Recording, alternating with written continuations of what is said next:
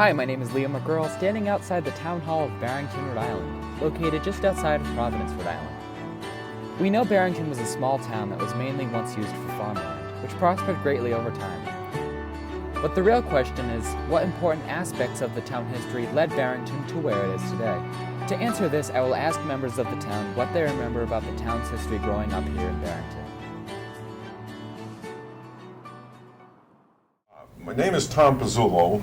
I did grow up on Oak Avenue, which is just off Maple Avenue. It's a neighborhood of 99% Italian immigrants. At the time of my growing up, my grandfather, grandmother on both sides of the family came from Italy in the late 1800s.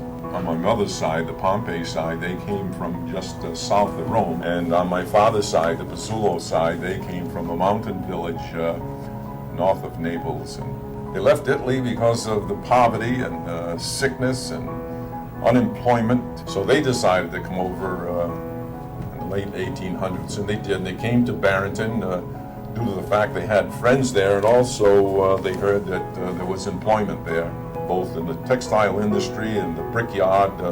But when they came over here, of course, they didn't understand a word of English. So they sort of stayed within the community. Everyone else spoke the language. So they felt very comfortable within that 3-4 mile square area off Maple Avenue. What type of businesses were there in town back then? Geez, there might have been 4 or 5 shoemakers, both repairing shoes, and also, if you could, they would build shoes for you.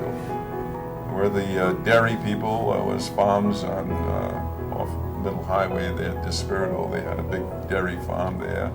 Mancino grocery store at the end of Maple Avenue and County Road. If you didn't have the cash to pay for the groceries, they would give it to you, and you'd pay so much per week, whatever you could afford.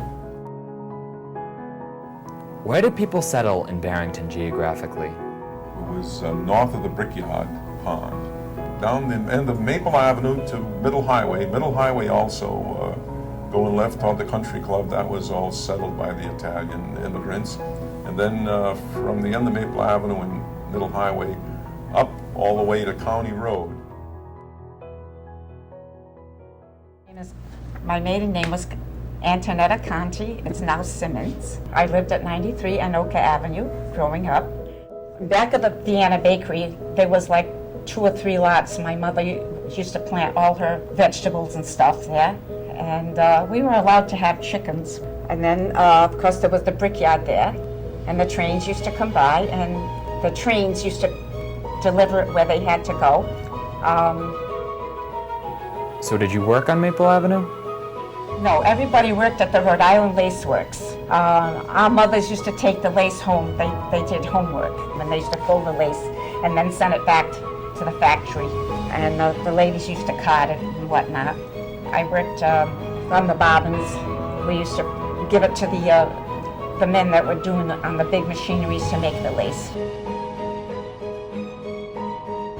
And I do remember the ice pond. Years back, they used to make blocks of ice because they say the winters were harsh. And I guess they used to chop the ice and make the blocks, and then they used to put them in some kind of a warehouse. And they used to deliver the ice to the families that had ice boxes. They didn't have refrigerators then. Deep Rock, up on Washington Road. I remember that soda place. I was a little girl. We used to go by there. We used to go mushrooming as kids. So, Marie, where did you live? I lived on Despirito Lane. My maiden name was Despirito. My grandfather, Despirito, had a dairy farm on Middle Highway. And so he bought up a lot of land. There is a picture with my father and his 2 brothers and a neighbor in front of the truck. My grandfather came over from Italy in, I think, 1915, and then he married my grandmother. The Despiritos came from Teano. It's on the left side of the boot. And my Conti grandparents came from the right side of the boot. My grandmother, my mother's mother, was born on the ship on Hudson River. So did you go to church? Was church very important for your family? Absolutely. It was the center of our family. We went to Holy Angels Church.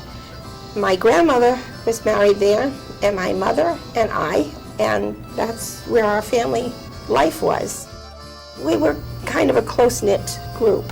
We all lived close together, and families grew their own vegetables. They had their livestock, chickens, even a pig.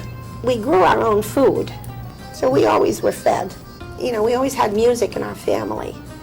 My grandfather, I'm told, he used to play the accordion in the Italian band. And I've always loved singing. My father told me he was a singer on the radio at one time. And as I got older, I harmonized with him. Music was a part of our family, an important part.